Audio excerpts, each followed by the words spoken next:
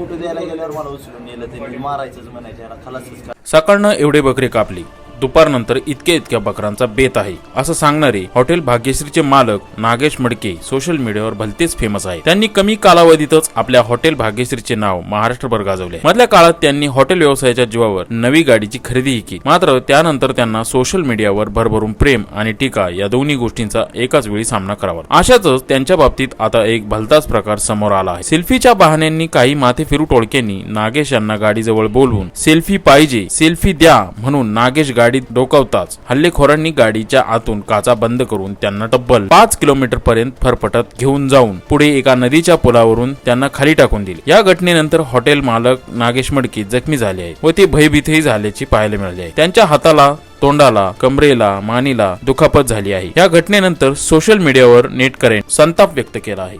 Photo द्यायला गेल्यावर मला उचलून नेलं, त्यांनी मारायचंच म्हणायचं, याला खलासच करायचं. दरवाजामध्ये अडकून नेलं, काही वन आहेत की माझ्या हाताला, की हात बी उचलत नाही, तिथं पायाला घासले पूर्ण.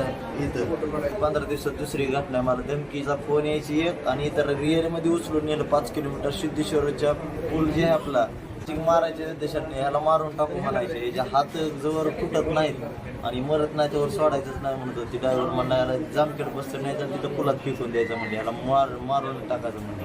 किती वाजता घडला प्रकार? 6:15 7:30च्या मध्ये. कोण ओळखीचे होते का तुमचे? काय नाही ना, ओळखीचे नाहीत ना, काय नाही. 15 दिवसात दुसरी घटना. मला धमकीचा फोन यायची एक, आणि इतर रिअलमध्ये उचलून नेलं 5 किलोमीटर सिद्धेश्वरच्या पूल जे आहे आपला वडगावचा, त्याच्यावर नेट फेकून दिलेला आहे मला.